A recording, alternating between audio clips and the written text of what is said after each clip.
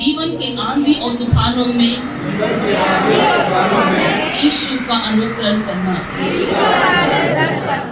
इफिसियों chapter 1:13 से। और उसी में तुम पर भी जब तुमने सत्य का वचन सुना जो तुम्हारे उद्धार का सुसमाचार है और जिस पर तुमने विश्वास किया, प्रतिज्ञा किए हुए पवित्र आत्मा की छाप लगी। बस, थैंक यू। यहाँ पे लिखा हुआ है हम सब लोग, हम जितने लोग कलीसिया में बैठे हुए हैं, यहाँ इफिसियों की पत्री को पौलुस लिखकर वो सिर्फ इफिसी की कलीसिया के लिए नहीं है, वो हम और आपके लिए है। ध्यान से सुनेंगे और समझेंगे। यहाँ पौलुस कलीसिया के लोगों को बोलता है, और उसी में तुम पर भी जब तुमने सत्य के वचन सुना जो तुम्हारे उद्धार का सुसमाचार है। पहला क्या है? पहला क्लास याद रखना, प्रत्येक विश्वासी का, आपके जीवन का पहला क्लास क्या है कि आपने सत्य का वचन को क्या किया है? सुना है। बोलो, मैंने सुना है। सबसे पहले हम सत्य का वचन को क्या करते हैं? सुनते हैं। आपके पासवान के द्वारा, किसी के द्वारा भी, सबसे पहले आपके पास में उस सत्य का वचन, सिर्फ वचन नहीं, कौन सा वचन? क्या लिखा हुआ है? सत्य का वचन। और उसी में तुम पर भी जब तुमने सत्य का वचन सुना जो तुम्हारे उद्धार का सुसमाचार है। आपने सत्य का वचन क्या किया है? सुना है। और ये सत्य का वचन क्या है? उद्धार का सुसमाचार है। मतलब ये सुसमाचार आपके उद्धार के लिए है। आपने वचन सुना, ये सुसमाचार जो आपको दिया गया पहला स्टेज है। याद रखें, पहला क्लास, पहला नर्सरी क्लास, आपको सत्य का वचन दिया गया। और नर्सरी क्लास के बाद जैसे अब 1-2 में आ रहे, आपको रुक नहीं जाना है। आपको वचन सुना, सुनने के बाद सुसमाचार का ये सुसमाचार दिया गया। सुसमाचार क्या है? आपको सुसमाचार दिया गया। सुसमाचार क्या है? यीशु मेरे लिए मारा गया, मेरे लिए गाड़ा गया और मेरे लिए तीसरे दिन जी उठा। कलीसिया बोलेंगे, यीशु मेरे लिए मारा गया, गाड़ा गया, तीसरे दिन मुर्दों में से जी उठा। तो ये सुसमाचार का वचन आपके पास पहुंचाया गया है। और ये सुसमाचार का वचन जो आपके उद्धार का कारण है, आपको पहुंचाया गया। आपने सुसमाचार को सुना, उसके बाद लिखा है और जिस पर तुमने विश्वास भी किया। तीसरा लाइन क्या है? पहले आपको सत्य का वचन क्या किया गया है? पीछे वाले सबसे पहले आपको क्या किया गया? सत्य का वचन सुनाया गया। दूसरा क्या है? आपको वो सत्य का वचन क्या है? सुसमाचार है। और सुसमाचार क्या है? यीशु मसीह मेरे लिए मारा गया, गाड़ा गया और तीसरे दिन मुर्दों में से जी उठा। आगे क्या लिखा हुआ है? आपने सुसमाचार को सुना, मतलब उद्धार को प्राप्त कर लिया। आगे है जिस पर तुमने विश्वास किया।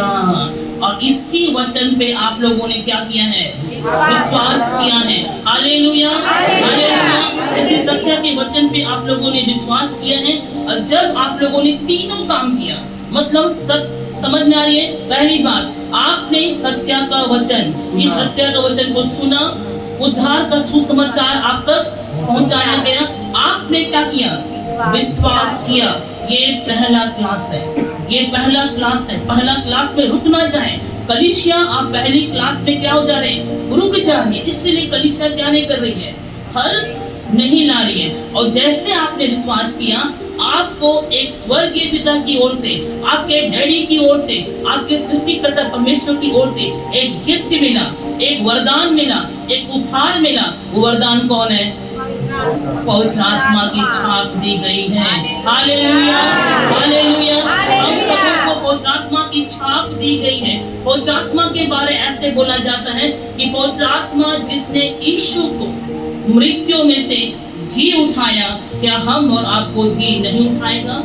Hallelujah, hallelujah. जिस पवित्र आत्मा ने यीशु को मुर्दों में से जी उठाया, वो हम और आपको भी क्या करेगा? जी उठाएगा। ये पवित्र आत्मा हमें गिफ्ट के रूप में मिला है। तो मैं आपको बताने मांग रही हूँ कि पहला क्लास है, आप लोगों ने ग्रहण कर लिया। आप लोगों ने विश्वास किया, अब विश्वास के बाद आपको गिफ्ट के रूप में क्या मिल गया है? और आत्मा का छाप मिल गया है। इस कारण 15 पढ़ी महिमा। इस कारण मैं भी उस विश्वास का समाचार सुनकर जो तुम लोगों में प्रभु यीशु पर है और सब पवित्र लोगों पर प्रकट है, तुम्हारे लिए धन्यवाद करना नहीं छोड़ता और अपनी प्रार्थनाओं में तुम्हें स्मरण किया करता हूँ। इसलिए अब पौलुस बता रहा है, इसलिए बोल रहा है क्योंकि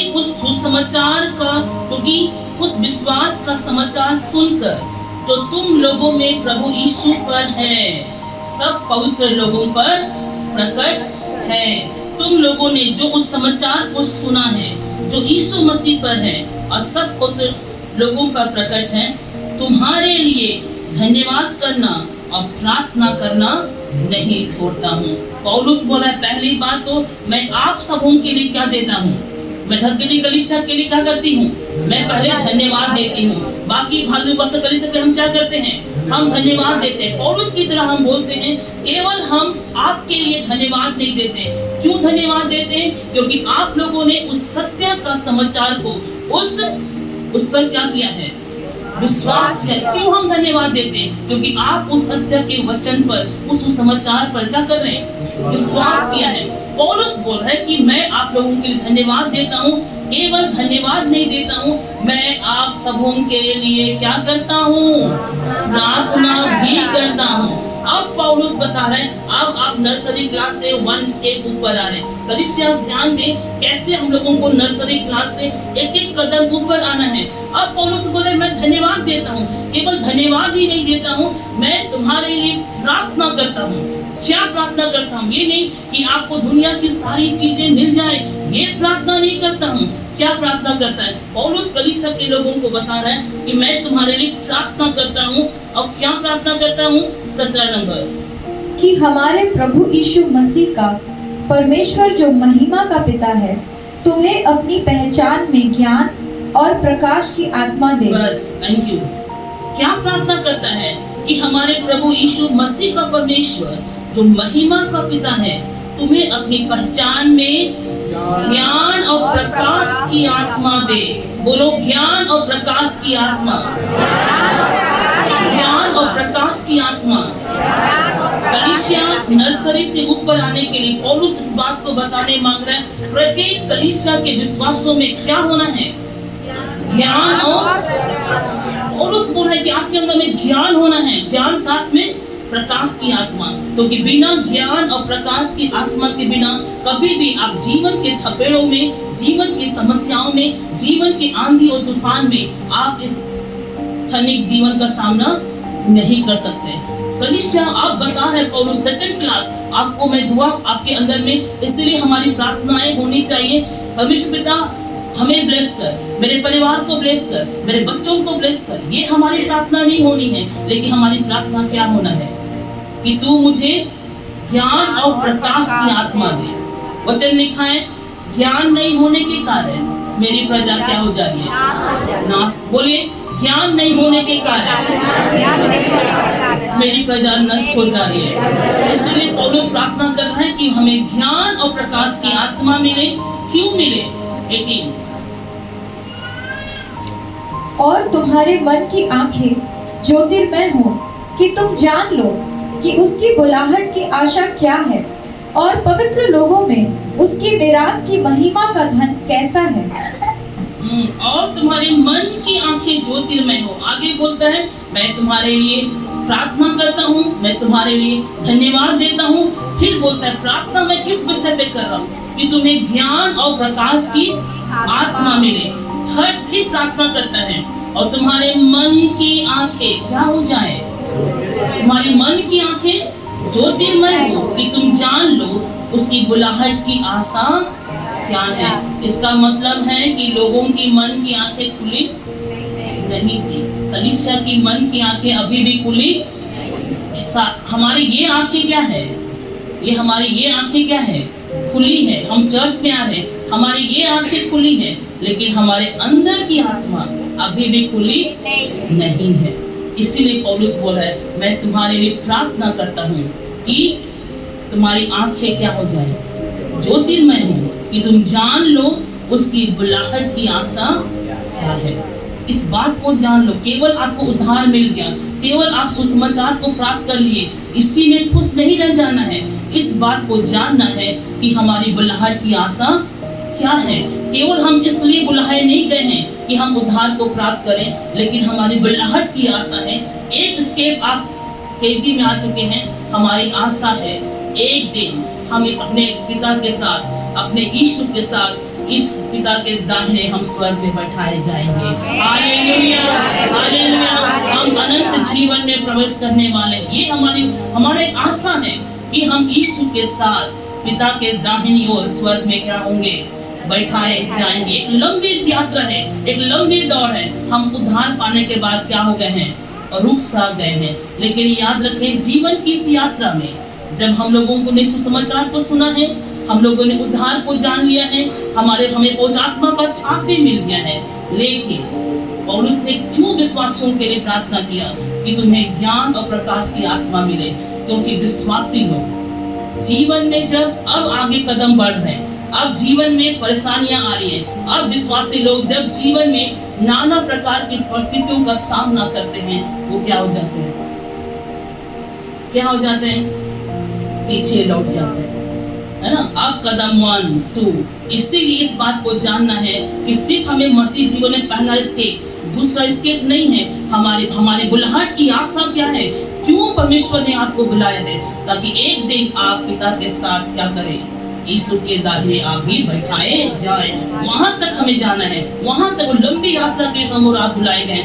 लेकिन याद रखें, हमारा एक कौन है, शत्रु है। बोले, हमारा एक शत्रु है, हमारा एक एनिमी है, जो हमें अटैक करता है, जो हमें आक्रमण करता है। और जीवन की इस यात्रा में याद रखें, हमारा कलीसिया याद रखें, हमारा एक शत्रु है, हमारा एक एनिमी है, जो आप पे लगातार क्या करेगा, अटैक करेगा, आपको आक्रमण करेगा। इसलिए मैंने बताया क्या तब भी शैतान के आक्रमण में, ऐसे परिस्थितियों में क्या आप यीशु का अनुकरण करेंगे? Hallelujah, hallelujah. कल रात मुझे एक फोन आया, रात 12 बजे मुझे 12 बजे मुझे फोन आया रात, जब मैं वचन का तैयारी कर रही थी। और मेरी दीदी की बेटी सभी जानते हैं, जो बाइबल क्लास सेकेंड स्टूडेंट है, उसका कान का हड्डी अंदर से गल गया है और कल उसका मेजर ऑपरेशन हुआ। और ऑपरेशन के बाद जैसे उसको ओटी से निकाला गया, उसे डॉक्टर ने बोला कि उससे बातचीत कीजिए, क्योंकि वो बेहोश हो जा रही थी, फिर होश में आ रही थी, बेहोश हो जा रही थी, फिर वो होश में आ रही थी। डॉक्टर ने कहा उसके कोई प्रियजन है जिससे वो बातचीत करे, उसको लुभा के रखिए, है ना। उस बीच में कल रात 12 बजे फोन आया नेहा का, तो मैंने उसको देखा ऑपरेशन थिएटर में अब मुझे पता नहीं था, अभी ओटी से निकाला गया, बस आवाज आ रहा था ओटी का। अब उसने कहा, नेहा ने बोला, उसे ये भी पता नहीं था कि रात का 12 बज रहा है। नेहा ने बोला कि मम्मा मेरा बाइबल क्लास चल रहा है, मेरा बाइबल क्लास में हमको ज्वाइन कीजिए।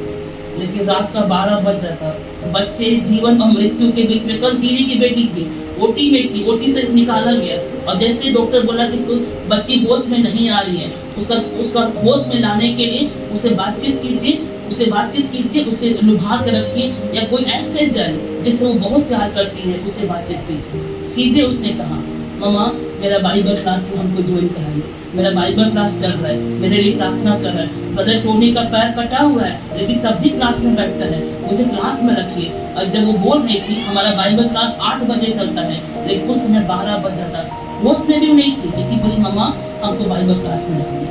लेकिन वो रात का 12 बज रहा था। उसका मतलब है तब भी जब उसकी सांस होश में नहीं थी, तो ओटी से बाहर निकली, परमेश्वर के वचन को ढूंढ रही थी। Hallelujah, hallelujah. वो जानती थी मेरे आसपास माँ करीब है, मेरा पति करीब है, मेरे भाई बहन करीब है, लेकिन उस सब का एक सीमा है, एक लिमिट है। लेकिन मैं जानती हूँ मेरे उस दुख के समय में कोई मुझे सहायता कर सकता है, सिर्फ मेरा यीशु मसीह। Hallelujah, hallelujah. और मैंने उस समय नेहा से प्रार्थना की, हम लोग बातचीत की, मेरी बेटी से हम लोग बातचीत की, और मैंने कहा नेहा, ऐसे समय में हम परमेश्वर को धन्यवाद दें, है ना? जिस परमेश्वर को तुम जानती है, तुम धन्यवाद दो। मैंने प्रार्थना किया, आप एक बहुत बड़ी गवाही के लिए, वो होश में आके भी बेहोश हो जा रही थी। मैंने कहा आप ऐसे समय में प्रभु को सिर्फ धन्यवाद दें। हमारे जीवन का नियंत्रण उसके हाथ में है, वो हमारे जीवन को क्या करेगा, चलाएगा। हमारे बातचीत मैं आपको बताने मांग रही हूँ, हमारे जीवन में समस्याएं, मुश्किल का सामना करना पड़ेगा, लेकिन तब भी क्या हम अपने यीशु का अनुकरण करेंगे। एक वचन पे हम जाएंगे, दूसरा इतिहास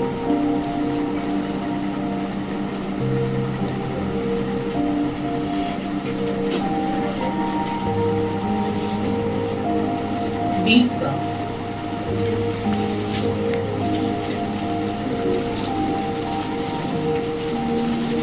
दूसरा इतिहास 20 से महिमा पढ़े। इसके बाद मोआबियों और अम्मोनियों ने और उनके साथ कई मुनियों ने युद्ध करने के लिए यहोशापात पर चढ़ाई की। तब लोगों ने आकर यहोशापात को बता दिया, ताल के पार से एदोम देश की ओर से एक बड़ी भीड़ तुझ पर चढ़ाई कर रही है, और देख वह हसासोंतामार तक, जो एक गदी भी कहलाता है, पहुंच गई है। तब यहोशापात डर गया और यहोवा की खोज में लग गया और पूरे यहूदा में उपवास का प्रचार करवाया। अतः यहूदी यहोवा से सहायता मांगने के लिए इकट्ठा हुए, वरन वे यहूदा के सब नगरों से यहोवा से भेंट करने को आए। तब यहोशापात यहोवा के भवन में नए आंगन के सामने यहूदियों और यरूशलेमियों की मंडली में खड़ा होकर यह कहने लगा, हे हमारे पितरों के परमेश्वर यहोवा, क्या तू स्वर्ग में परमेश्वर नहीं है? क्या तू जाति जाति के सब राज्यों के ऊपर प्रभुता नहीं करता? और क्या तेरे हाथ में ऐसा बल और पराक्रम नहीं है कि तेरा सामना कोई नहीं कर सकता? बस यहाँ पे हम एक कहानी की ओर जाएंगे। यहाँ पे देखेंगे कि यहोशापात यहूदा में, यरूशलेम में एक राजा था। वो कौन था? यहोशापात। यहूदा में एक राजा था, उसका नाम था यहोशापात। अगर इसके बारे में आपको जानना है, 31 में देखेंगे, 20 का 31। यहोशापात ने यहूदा पर राज्य किया। जब वह राज्य करने लगा तब वो 35 वर्ष का था और 25 वर्ष तक यरूशलेम में राज्य करता रहा। उसकी माता का नाम अजूबा था, जो शिल्पी की बेटी थी, है ना? एक बस परिचय दिया। यहोशापात यहूदा पर राज्य किया और उसके राज्य करने लगा जब वो 35 वर्ष का था और 25 वर्ष तक यरूशलेम में राज्य करता रहा। और ये परमेश्वर का भय मानने वाला, एक प्रभु का भय मानने वाला बेटा था। अपना जीवन को उसने बहुत अच्छे तरीके से शुरू किया और बहुत ही प्रभु के रास्तों पे अच्छा से चलने वाला व्यक्ति था। लेकिन अचानक प्रभु के साथ चलने वाला व्यक्ति था, अचानक उसके जीवन में क्या हो गया? यहाँ लिखा है, इसके बाद मोआबियों और अम्मोनियों ने और उनके साथ कई मुनियों ने युद्ध करने के लिए यहोशापात पर चढ़ाई की। यहोशापात पे कम से कम 3 देश ने क्या किया? 3 राजाओं ने चढ़ाई किया, है ना? मोआबी, अम्मोनी और एक गोत्र के लोग यहोशापात पर चढ़ाई किए। पहले वो इनका सामना, अगर आप पढ़ेंगे तो मोआबी, अम्मोनियों से सामना कर चुका है, लेकिन इस बार 3 राजाएं एक साथ मिलके यहोशापात पर चढ़ाई करने के लिए आ गए। अब सोचिए, इतना ज्यादा प्रभु का भय मानने वाला व्यक्ति क्या बोलता है? 3 में जो से बड़ी महिमा। तब यहोशापात डर गया और यहोवा की खोज में लग गया और पूरे यहूदा में उपवास का प्रचार करवाया। अतः यहूदी यहोवा से सहायता मांगने के लिए इकट्ठा हुए, वरन वे यहूदा के सब नगरों से यहोवा से भेंट करने को आए।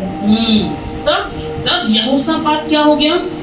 डर गया। प्रभु का भय मानने वाला व्यक्ति, जैसे उसके जीवन में चारों ओर नेगेटिव परिस्थितियां आने लग गई, अब इतना भयानक परिस्थिति में क्या लिखा हुआ है कि यहोशापात क्या हो गया? डर गया। यहोशापात डर गया और यहोवा की खोज में लग गया। ये बहुत बड़ी बात है कि पहली बार वो डर तो गया, लेकिन डरने के बाद वो दुनिया की खोज में नहीं, संसार की खोज में नहीं, लेकिन किसका खोज करने लगा? किसका? बोलो, यहोवा की खोज करो, यहोवा की खोज करो। यहोवा की खोज में लग गया और पूरे यहूदा में उपवास का प्रचार करवाया। 6 में और कहने लगा, हे हमारे पितरों के परमेश्वर यहोवा, क्या तू स्वर्ग में परमेश्वर नहीं, और क्या तू जाति जाति के सब राज्यों के ऊपर प्रभुता नहीं करता? और क्या तेरे हाथ में ऐसा बल और पराक्रम नहीं है कि तेरा सामना कोई नहीं कर सकता? हे हमारे परमेश्वर, क्या तूने इस देश के निवासियों को अपनी प्रजा इस्राएल के सामने से निकालकर इन्हें अपने मित्र अब्राहम के वंश को सदा के लिए नहीं दे दिया? और इस बात से बहुत ज्यादा डर गया। आगे हम जाएंगे, 9 में बोलता है, यदि तलवार या मरी अथवा अकाल या कोई विपत्ति हम पर पड़े, तो भी हम इसी भवन के सामने, तेरे सामने, तेरा नाम तो इस भवन में बसा है, खड़े होकर अपने क्लेश के कारण तेरी दुहाई देंगे और तू सुनकर बचाएगा। हालेलुया। यह बहुत सुंदर बातें बोलता है कि यदि तलवार या मरी अथवा अकाल या कोई विपत्ति हम पर पड़े, कोई भी विपत्ति हम पर पड़े, तो भी हम इसी भवन के सामने और तेरे सामने खड़े होकर अपने क्लेश के कारण तेरी दुहाई देंगे और तू सुनकर क्या करेगा? सुनकर बचाएगा। 12 में बोलता है, हे हमारे परमेश्वर, क्यों तू उनका न्याय न करेगा? यह जो बड़ी भीड़ पर हम पर चढ़ाई कर रही है, उसके सामने हमारा तो बस नहीं चलता और हमें कुछ सूझता नहीं कि क्या करना चाहिए, परंतु हमारी आंखें तेरी ओर लगी रहेंगी। Hallelujah, hallelujah. यहाँ पे एक चीज कहा, मैंने कहा यहोशापात अपने जीवन का शुरुआत बहुत अच्छी तरीके से किया, अपने जीवन का शुरुआत बहुत अच्छे तरीके से किया। कितने वर्ष तक उसने राज्य किया? 25 वर्ष तक यहोशापात ने यहूदा पर राज्य किया और परमेश्वर के अनुग्रह से वो जीतता चला गया। लेकिन ऐसा जीवन जीने के बाद भी, जब मैंने आप लोगों को बताया, हमारा एक कौन है? शत्रु है। हमारा एक क्या है? शत्रु है। वो कौन है? शैतान है। वो योजनाओं को बनाता है कैसे आपके ऊपर में क्या किया जाए, आक्रमण किया जाए, आपके ऊपर में अटैक किया जाए। मैं इस कहानी से आपको बताना मांगती हूँ, यहोशापात चारों ओर समस्याओं से घिर गया, लेकिन यहोशापात ने इस बीमारी में, यहोशापात ने समस्याओं के बीच में क्या किया? हमें बहुत बड़ा एक लेसन सीखने की जरूरत है। इस समस्या में वो अपना फोन नहीं घुमाया, है ना, अपना फोन नहीं घुमाया। एक वकील के पास जाके नहीं बोला, वकील इधर आइए कि आप मेरा क्या है, मैं केस में फंस गया हूँ, आप मुझे प्लीज निकालें। किसी राजाओं के पास में, मंत्रियों के पास में अपना वो नहीं किया। अधिकतर हम विश्वासी लोग क्या करते हैं, हम अपनी समस्याओं में फंस जाते हैं। कभी भी हमारे घुटने अपने पिता के सामने झुकने के बजाय हम क्या करते हैं, जैसे हम भयानक परिस्थिति में चले जाते हैं, हमारे घुटने अपने पिता के सामने, अपने बेटी के सामने झुकने के बजाय हमारा फोन कहाँ जाता है? हमारा लिंक किससे है? फलना मंत्री से है। हमारा लिंक उस वकील से है। हमारा लिंक सामेल भैया से है। हमारा लिंक उसके साथ है। तुरंत हम इन बातों में उलझ के रह जाते हैं। मैं आपको परमेश्वर के वचन से बताना चाहती हूँ, कितना बड़ा भी लिंक हो, कितने बड़े भी मंत्री को जानते हैं, यदि परमेश्वर नहीं चाहेगा, कभी भी वो परिस्थितियां आपके जीवन से टलेंगी नहीं। Hallelujah, hallelujah. कुछ बातें परमेश्वर हमारे जीवन में अलाउ होने देता है। अलाउ मतलब कुछ बातों को परमेश्वर हमारे जीवन में होने देता है, कुछ बातों को परमेश्वर हमारे जीवन में होने देता है। बहुत बार पिछले दिन मुझे बहुत दुख लगा, अचानक मुझे फोन आया। मुझे खासकर जब दुख होता है, जब मेरे प्रिय लोगों को बीमारी हो जाता है, और अचानक मुझे फोन आया कि एक आंटी है, उसको कैंसर हो गया। अब कैंसर को सुनते ही वो परिवार, हमारे चर्च के नहीं है लेकिन अच्छे परिवार से, वो लोग अलग चर्च से हैं, और कैंसर हो जाने की वजह से पूरा परिवार गुरु है। सिर्फ कैंसर का सेकंड स्टेप है। आप सोचो कि सेकंड स्टेप है, वो इतने ज्यादा हताश है, निराश है, कैंसर का नाम सुनते ही वो इतना ज्यादा परेशान है, मानो ऐसा रो रहे जैसे कि हम आज क्या हो गए, क्या हो गए, मर गए। मैंने आपको बताया, आपने मसीह जीवन का शुरुआत किया है, आपने सुसमाचार सुना है, आपने विश्वास को प्राप्त कर लिया है, लेकिन मैंने एक बात बताया, आपको गिफ्ट में क्या दिया गया है? पवित्र आत्मा दिया गया है। Hallelujah, hallelujah. अब वो हमारे अंदर है। बोलो, पवित्र आत्मा मेरे अंदर है। यीशु मसीह कहा, मैं तुम्हें अनाथ कभी भी नहीं छोड़ूंगा, मैं तुम्हें एक सहायक दिए जाता हूँ। आपको एक सहायक दिया गया है। आपको एक वो सहायक कौन है? पवित्र आत्मा। वो सहायक पवित्र आत्मा है। चाहे आप बड़ी बड़ी बीमारियों से गुजरे, आपको कलीसिया बताए मांग रही, चाहे आपके बच्चे बिगड़ जाएं, आपको शैतान दिखाए कि आपके बच्चे तिहाड़ जेल में हैं, आपको लग रहा है कि बच्चे ने सबसे बड़ा क्राइम किया है, कोई होप नहीं है इस बच्चा का रहने। मैं सुना ऐसा बच्चा होने के बजाय तो क्या बोलते हैं लोग, मर जाना ही। पिछले दिन हमारे कलीसिया में कुछ कांड हुआ, उस माँ ने कहा ऐसा बच्चा होने के बजाय तो मर जाना ही इसका बेहतर है, या इस बच्चा का नहीं रहना ही। आप अच्छे प्रार्थना करने वाले लोग हैं। जब वचन का मैं तैयारी कर रही थी तो मेरे अंदर प्रभु ने दिया, आप अच्छे प्रार्थना करने वाले लोग हैं, अन्य भाषा में प्रार्थना करने वाले लोग हैं, आप दान दशवान देने वाले लोग हैं, प्रभु के साथ अच्छा चलने वाले लोग हैं। लेकिन जैसे ही समस्याएं आपके जिंदगी में आता है, आपके बच्चे क्राइम में फंस जाते हैं, आपके बच्चे एडिक्ट हो जाते हैं, आपका पति कहीं फंस जाता है, या बड़ी बड़ी बीमारियों में है, यहाँ तक कि मौत का सामना करना पड़ता है, आप लोग क्या करते हैं? कोई पवित्र आत्मा आपको दिखाई नहीं देता है। कोई पवित्र आत्मा, कोई यीशु मसीह हमें दिखाई नहीं देता है। इसीलिए पौलुस ने प्रार्थना किया कि जिस प्रकार तुम्हें यीशु को जाना है, मैं तुम्हारे लिए प्रार्थना करता हूँ कि तुम्हें क्या मिले? ज्ञान और प्रकाश की आत्मा मिले। बोलो, मुझे ज्ञान और प्रकाश की आत्मा मिले, ताकि उन बुरे दिनों का मैं सामना कर सकूं। मेरी आंखें ज्योतिर्मय हो जाएं, मैं उस बुलाहट की आशा को देख सकूं। जब आप बड़ी बड़ी समस्याओं से गुजरते हैं, बड़ी बड़ी बीमारियों से गुजरते हैं, या मान लीजिए आप हो सकता है कि आपकी आर्थिक परिस्थिति अच्छी नहीं है, आपको हो सकता है खाने के लिए ना हो, या आप बहुत ज्यादा लोन में, कर्ज में फंस गए हैं, है ना। मान लीजिए आपका, मैं पिछले दिन सुना था, आपकी पारिवारिक स्थिति भी अच्छा नहीं है, आपका पति हो सकता होगा शराब पीता होगा, हम नहीं जानते। इतनी बड़ी भीड़ में आपके पति लोग, कितनी बहनों को, आज हम लोग वुमेन्स डे बना रहे थे, कितनी बहनों को मारते होंगे हम नहीं जानते होंगे, कितने पति पत्नी आपका संबंध अच्छा नहीं होगा, है ना। आप जो रात में अकेले में आंसू बहाते होंगे, मैं जानती हूँ बहनों को, अकेले में आंसू बहाते होंगे, किसी ने आपको धोखा दिया होगा, किसी ने आपको छोड़ दिया होगा, है ना। आपके बच्चे बिगड़े होंगे, बीमारी है, परिस्थिति है, धोखा है, नाना प्रकार की समस्या है। क्या इस बीच में हम तब भी यीशु का अनुकरण करेंगे? Hallelujah, hallelujah. यहोशापात ने एक निर्णय लिया, इस समस्याओं के बीच में क्या निर्णय लिया कि हम तेरे भवन में क्या रहेंगे? खड़े रहेंगे। Hallelujah, hallelujah, hallelujah. बहुत सुंदर वचन, महिमा पढ़ते वचन को यहोशापात कौन सा निर्णय लेता है? यदि तलवार या मरी अथवा अकाल या और कोई विपत्ति हम पर पड़े, यदि तलवार या मरी अथवा अकाल या और कोई विपत्ति हम पर पड़े, तो भी हम इसी भवन के सामने और तेरे सामने तेरा नाम तो इस भवन में बसा है, खड़े होकर अपने क्लेश के कारण तेरी दुहाई देंगे और तू सुनकर बचाएगा। Hallelujah, hallelujah. पहला बात यहोशापात ने किया, वो बोला कि हम तेरे भवन के सामने क्या रहेंगे? खड़े रहेंगे।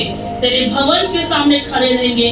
दूसरा बोलता है, अपने क्लेश के कारण हम तेरी क्या देंगे? दुहाई देंगे। विश्वासी बता रहे, अपने क्लेश में, समस्याओं में, बड़ी बड़ी बीमारियों में, तंगी में, मुसीबत में, गरीबी में, इस क्लेश में प्रभु हम केवल और केवल तेरे नाम को क्या देंगे? दुहाई देंगे। हम तेरे भवन में ही खड़े होंगे, हम तेरे भवन में ही रोपे जाएंगे, हम यहाँ वहाँ नहीं भटकेंगे। यदि आप आज तक कलीसिया में 5 साल, 10 साल, 15 साल होने के बावजूद भी समस्याओं के बीच में, क्लेशों के बीच में, बच्चों के बिगड़ जाने के बीच में, यदि आप अपने भवन में रोपे नहीं जा रहे, आप भवन में खड़े नहीं हैं, कोई भी बातें आपके बच्चों को नहीं बचा पाएगा।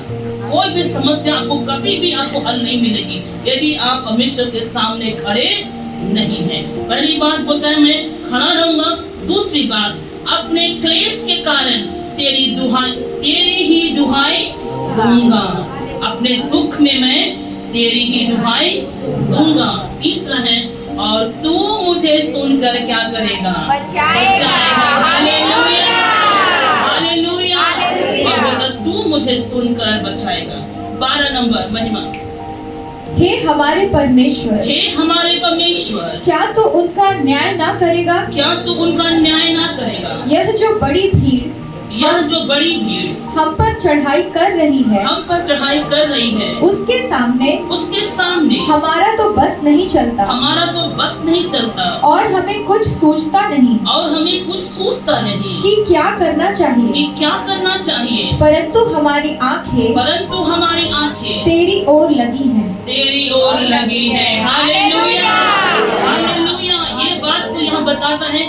ये यहोशापात बोलता है कि मैं इस परिस्थिति के कारण पहले इतना ज्यादा प्रार्थना करने वाला व्यक्ति था, इतना ज्यादा उपवास करने वाला व्यक्ति था, इतना ज्यादा अपना ये दान दशमांश डालने वाला व्यक्ति था, लेकिन जैसे ही जिंदगी में एक भयानक परिस्थिति आ गया, अब ये क्या बोलता है? इतना बड़ा राजा क्या बोलता है? मुझे अब कुछ सूझता, मुझे कुछ समझ में नहीं आ रहा। इंग्लिश में बोलते हैं I am helpless Lord, I am powerless Lord. मैं अब योग्य ही नहीं हूँ, मुझे कुछ समझ में ही नहीं आ रहा है कि मैं क्या करूँ, है ना?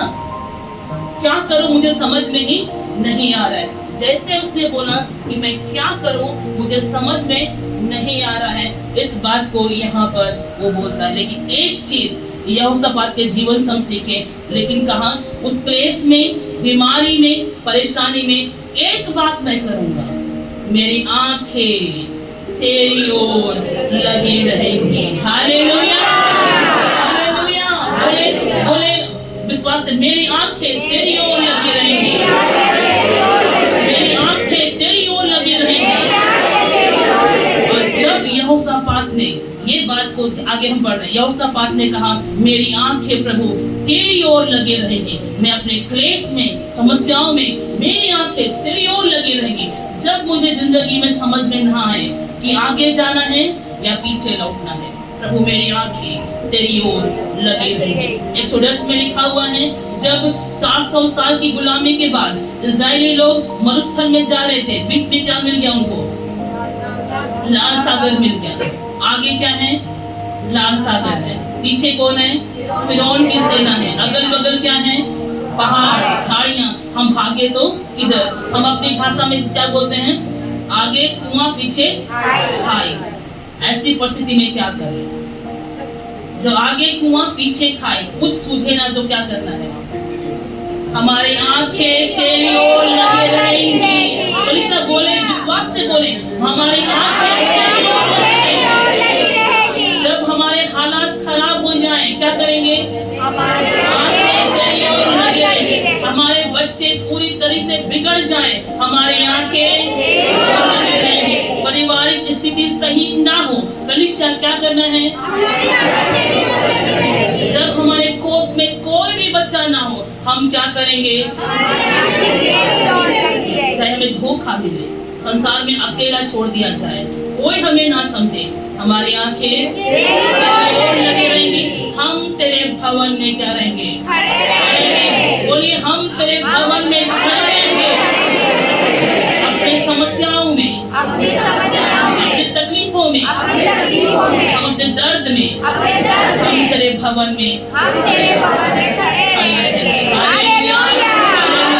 जब हमारी आंखें उस परमेश्वर की ओर देखती हैं, आगे देखें परमेश्वर ने यहोशापात के लिए क्या किया।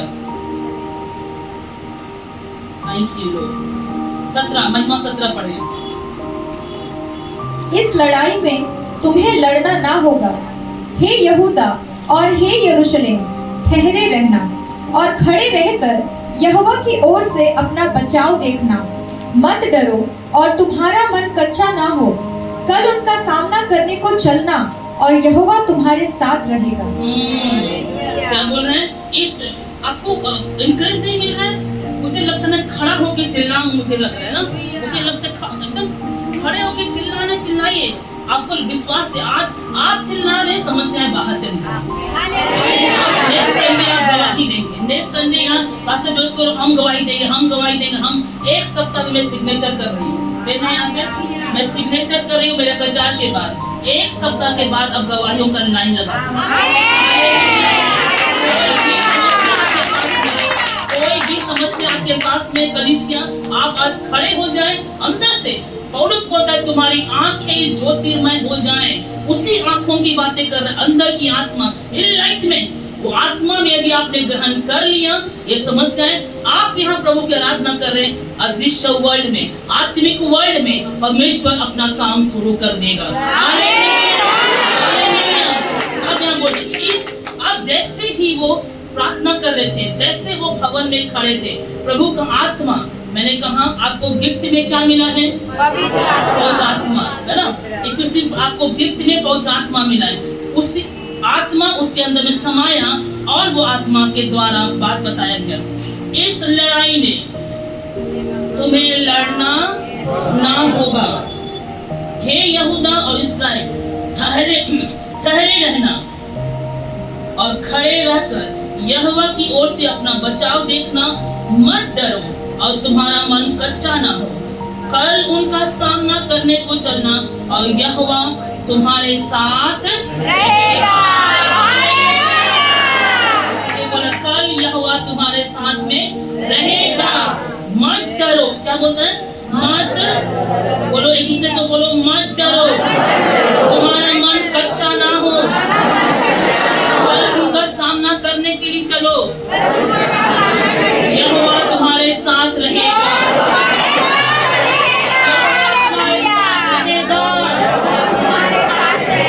जैसे ये इन बातों को बोल रहे थे, जैसे ये इस बातों को बोल रहे थे, 20 नंबर, वे सवेरे उठकर, या पढ़िए, वे सवेरे उठकर तकोआ के जंगल की ओर निकल गए और चलते समय यहोशापात ने खड़े होकर कहा, हे यहूदियों, हे यरूशलेम के निवासियों, मेरी सुनो, अपने परमेश्वर यहोवा पर विश्वास रखो, तब तुम स्थिर रहोगे। उसके नबियों की प्रतीति करो, तब तुम कृतार्थ हो जाओगे। यहाँ पे फिर से यहोशापात सवेरे उनको क्या टीचिंग दे रहा है? क्या टीचिंग दे रहा है? अपने परमेश्वर यहोवा पर विश्वास रखो। पहले क्या बोल रहे हैं? अब फिर से सुबह बोल रहे हैं। पहला क्या है? अपने परमेश्वर यहोवा पर क्या रखो? विश्वास रखो। दूसरा, तब तुम क्या रहोगे?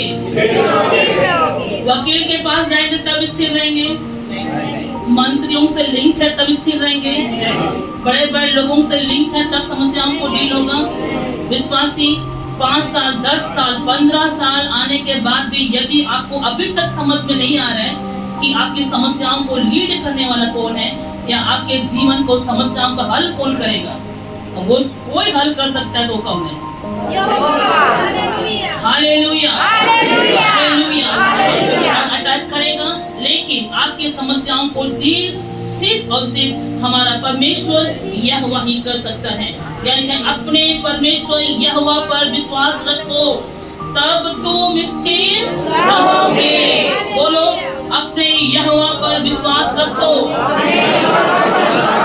तब तुम स्थिर रहोगे। अपने नबियों की प्रतीति करो,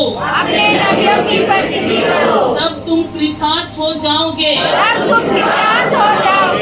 और जैसे वो इनको बोल रहे थे, जैसे वो उनको इन वचनों को बताया गया, कुछ लेवी लोग थे, ये तकलीफ के बीच में, आंसू के भी 21 में पढ़े महिमा।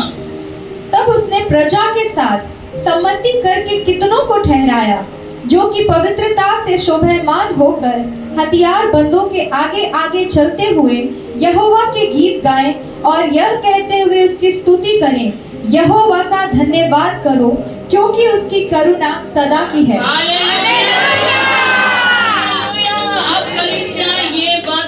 अब यहोशापात कुछ लोगों को लीड किया इस क्लेश में। मेरी बातें ध्यान से सुनो, इस क्लेश में, उस समस्याओं में, इस दर्द में, कैंसर, टीबी, बड़ी बड़ी बीमारी के बीच में परेशान नहीं हुए। इधर उधर नहीं गए। क्या लिखा हुआ है? ये लोगों ने क्या किया? स्तुति आराधना के गीत गाने लगे कलीसिया।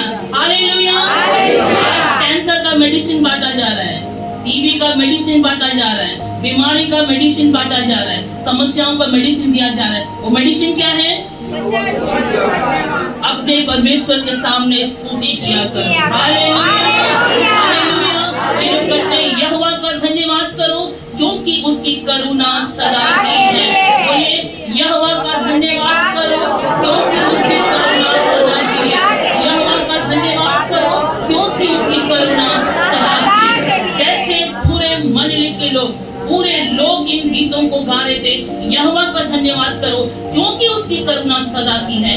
और 22 में लिखा हुआ है, जिस समय वे गाकर स्तुति करने लगे, उसी समय यहोवा ने अम्मोनियों, मोआबियों और सेईर के पहाड़ी देश के लोगों पर जो यहूदा के विरुद्ध आ रहे थे, घातकों को बैठा दिया और वे मारे गए। हालेलुया।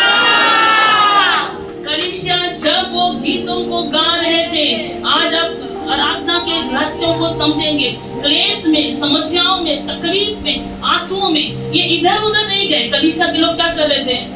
गीत गा रहे थे, आराधना कर रहे थे, ताली बजा रहे थे और नाम लियो रे लोग कर रहे थे। जैसे वो गीतों को गा रहे थे, समस्या उधर डील होना शुरू हो गया। हालेलुया। आपको चिंता करने की जरूरत नहीं है। आपको अपने परिवार, बच्चे और इतना चिंता करने की दरकार नहीं है। एक मेडिसिन लेके जा रही हूँ। इस समस्याओं के बीच में आपको बंद कमरे में जाना है और आपको यहोवा के नाम को क्या करना है?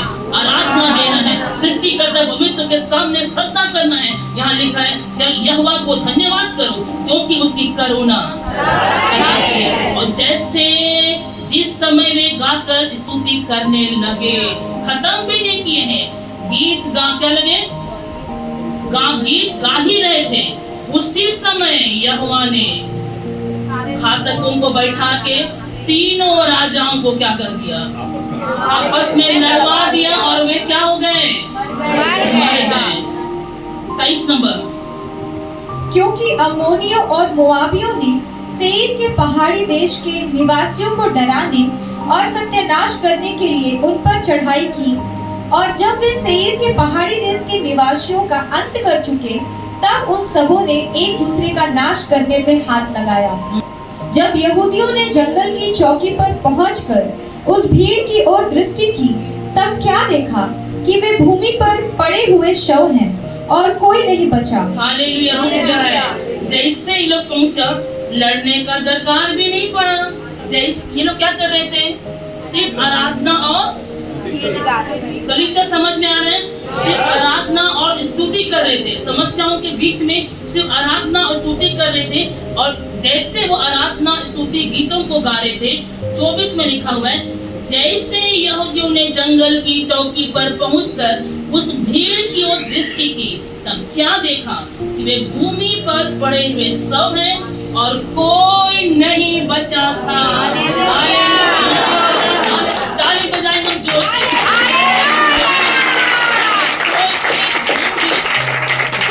कोई एक जन भी नहीं बचा था।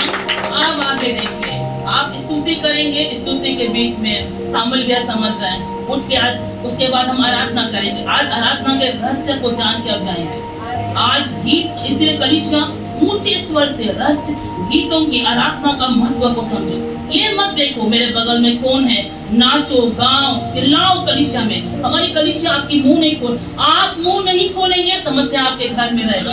आप मुंह नहीं खोल, आप यहाँ के मटिया के बैठे रहेंगे। आप 10 साल हो जाए, 20 साल आएंगे, आपकी समस्याएं आपके घर में मटिया के बैठे रहेंगे। लेकिन यदि आप यहाँ आपके ऊंचे स्वर में आप किसी मनुष्य को आराधना नहीं देते, आप किसी पास्टर को, लीडर को आराधना नहीं देते, ऊंचे स्वर से चिल्लाते गाते हुए आराधना देते हैं, अदृश्य वर्ल्ड में काम होना शुरू हो जाएगा। आपके परिवार बदलना शुरू होंगे। आज तक आपने जिस विषय को प्रार्थना कर रहे थे नहीं सुना क्या है, आप आजमा कर देखें परमेश्वर के रास्तों के में चलने के पीछे क्या हो जाता है। यहाँ लिखा हुआ है, अब जैसे वो वहां पर पहुंचे, है ना, कोई भी लोग नहीं थे, केवल क्या था? किसने मार दिया? इतना 3 राजाओं का पलटन था, किसने मारा? आपस में क्या हो गए लोग? तीनों लोग आपस में ही लड़ गए। और जब ये लोग चौकी में पहुंचे तो केवल लाश ही लाश पड़ा हुआ था। 25। तब यहोशापात और उसकी प्रजा लूट लेने को गए और शवों के बीच बहुत सी संपत्ति और मन भावने गहने मिले। हालेलुया। अब बहुत सुंदर सुंदर गहना था और बहुत सारा क्या मिल गया? क्या मिल गया? आप संपत्ति का चिंता करते हैं, क्या करना है? आराधना करना है। गहनों का चिंता करना है, करते हैं, क्या करना है? आराधना करना है। फ्री पॉकेट में क्या मिल रहा है इधर? आप अपने समस्याओं को रो रहे थे, बच्चों के लिए रो रहे थे, पति के लिए रो रहे थे, घर की हालत के लिए रो रहे थे, मेरा बैंक में कितना बैलेंस है उसके लिए रो रहे थे, इसने मुझे छोड़ दिया, उसने मुझे धोखा दिया, मेरा बच्चा ऐसा, इसने मुझे ये बोला। इस पे फोकस नहीं करके जब आप यहोशापात के नियम में चलते हैं, मैं तेरे भवन में लगा रहूंगा, लेकिन इस परिस्थिति में मैं क्या करूंगा? मैं खड़ा रहूंगा। दूसरा, मैं स्तुति करूंगा, आराधना करूंगा। जब आराधना कर रहे थे, गीत गा रहे थे, परमेश्वर ने आपस में सबको क्या कर दिया? लड़ा दिया। लड़ने की जरूरत भी नहीं पड़ी। और उसके बाद जब ये पहुंचे तो क्या मिला इनको? बहुत सारे लाशों के बीच में क्या था भैया? बहुत सारे संपत्ति और गहने। बोलो, संपत्ति और गहने मिले। 3 दिन लगा बटोरने में। आगे अब भैया पहले ही बर्थडे पे एक्साइटेड। भैया देखिए, वचन जानने से ही होता है। और संपत्ति थोड़ा थोड़ा नहीं, बस से जो है आप चिंता करें भवन बनाने का। संपत्ति थोड़ा थोड़ा नहीं, है ना? संपत्ति थोड़ा थोड़ा नहीं, लेकिन लिखा है संपत्ति और गहना बटोरने में कितना दिन लगा जी? कितना होगा सोचिए तो। लिखा है संपत्ति और संपत्ति कितना है?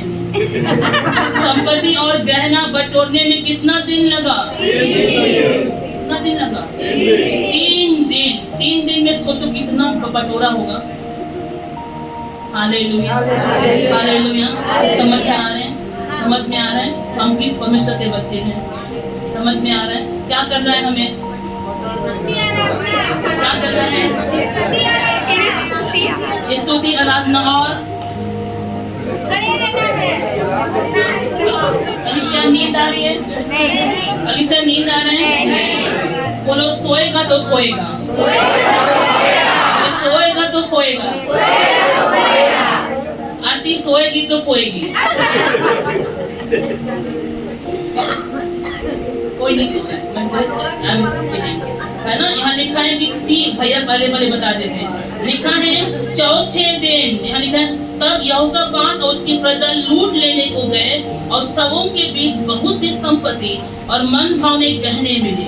उन्होंने इतने गहने उतार लिए कि उनको ना ले जा सके, वरन लूट इतनी मिली कि बटोरते बटोरते 3 दिन बीत गए। Hallelujah, hallelujah. ताली बजाएंगे हम लोग।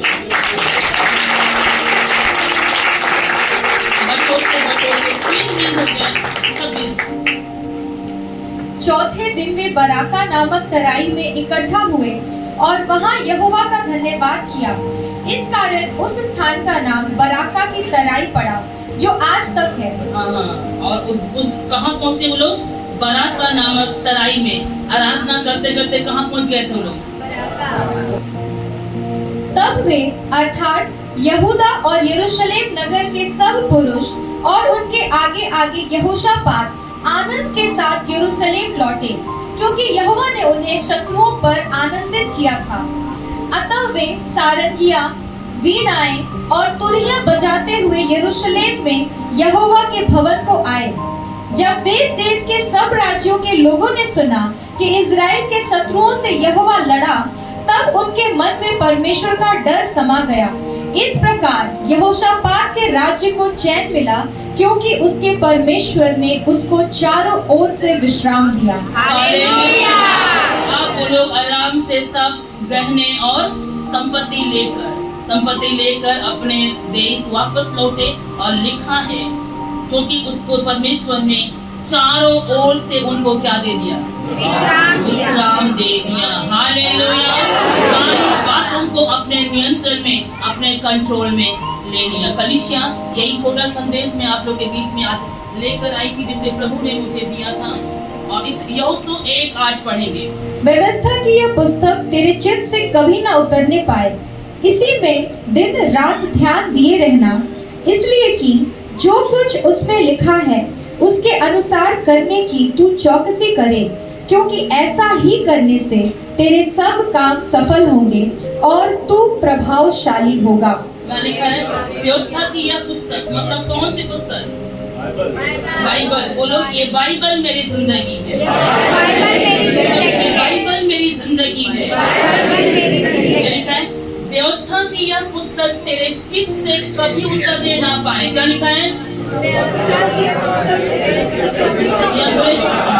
बाइबल की ये बातें तेरे चित्त से कभी उतरने ना पाए, इसी में दिन रात ध्यान दिए रहना, इसलिए कि जो कुछ उसमें लिखा है उसके अनुसार करने की तू चौकसी करे,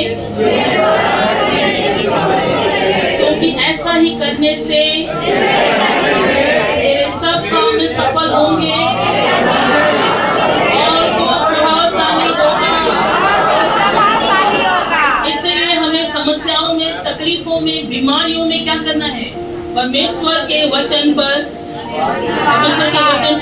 रात दिन मनन करना है। चाहे हमारी आर्थिक परिस्थितियां, हमारी बीमारी, हमारे परिवार, हमारे बच्चे, हमारी सेवकाई या हमारी कलीसिया पर या हमारे देश पर, हमारे राज्य पर किसी प्रकार की समस्या क्यों ना हो, किस पर फोकस करना है? परमेश्वर के वचन पे हमें फोकस करना, अपने यहोवा पर फोकस करना है। वचन पर हमें, मैं बताने जा रही हूँ हमें क्या करना है। जैसे ही आप निर्णय लेते हैं, जैसे आप निर्णय लेते हैं इस परिस्थिति में भी यहोवा का, आप जैसे निर्णय लेते हैं अपनी बीमारी में, समस्याओं में, मैं यहोवा का नाम लूंगी, कमी और घटी में भी मैं अपना दान दसवां प्रभु तेरे इस भंडार में लेकर आऊंगी। अपने आंसुओं में, अपने तकलीफों के बीच में, अपने बीमारी में भी, यहाँ तक कि अपने प्रिय जनों को खोने के बीच में भी मैं अपने परिवार को आत्मिकता में अगुवाई करूंगी और धन्यवाद के गीतों को हमेशा मैं क्या करते रहूंगी? गाते रहूंगी। हमेशा हमारे मुंह से क्या निकलना चाहिए? क्या निकलना चाहिए? हमेशा गाना मैं हमेशा गाती हूँ। कौन सा? मैं धन्यवाद करता रहूंगा, यीशु धन्यवाद करता रहूंगा, मैं धन्यवाद करता। लोग विश्वास से गाइए तकलीफ में, यीशु धन्यवाद करता रहूंगा, धन्यवाद धन्यवाद धन्यवाद धन्यवाद। और जब हम इन बातों को करते हैं, जब इन गीतों को गाते हैं, हम आराधना करते हैं, प्रिय भाई बहनों, वो हमारा सृष्टिकर्ता परमेश्वर अपने स्वर्ग के सिंहासन को छोड़ के आपके बीच में उतर कर आ जाएगा। Hallelujah, hallelujah. और कुछ बातों को परमेश्वर हमारे जीवन में अलाउ करता है, कुछ बातों को हमारे जिंदगी में होने देता है। हो सकता है हम इस छोटे से जीवन में, इस छोटे से माइंड के द्वारा उन बातों को समझ नहीं सकते, लेकिन जब हम इटर्निटी में जाएंगे, जब हम अनंत काल में होंगे, हम उन बातों को क्या करेंगे? क्या करेंगे? हम उनको जान पाएंगे। इसलिए मैंने कहा भयानक परिस्थिति में भी हमें क्या करना है? स्तुति करना है। हमें समर्पण, हमारा समर्पण इस वेदी के सामने होना है। हमें हमारा घुटना हमेशा पिता के भवन में टिकना है ना? और तकलीफ में, बीमारी में क्या करना है? आराधना करना है। दूसरा पॉइंट मैंने बताया, ऊंचे स्वर से। कलीसिया आज इस बात को सीख जाए कि क्या कलीसिया मुंह बंद करने वाली कलीसिया नहीं होना है। कैसे होना है? आपके अगल बगल मुंह नहीं खोले, ना खोले। यदि आप चाहते हैं आपकी समस्याओं से आजाद होना, क्या होना है? ऊंचे स्वर से क्या होना है? आराधना। हाथों को उठा के घुटना में आए, हाथों को उठाएं, कोई आपको नहीं देख रहा है। यदि आप समस्याओं में हैं, पास्टर जोश हाथ रखिए, हम अनु हाथ रखिए, ऐसे नहीं। आपको समस्याओं से निकलना है, क्या करना है? ऊंचे स्वर से आराधना करना है, घुटने टेकना है और यहोवा पर विश्वास रखना है। तब तुम क्या करोगे? स्थिर रह पाओगे।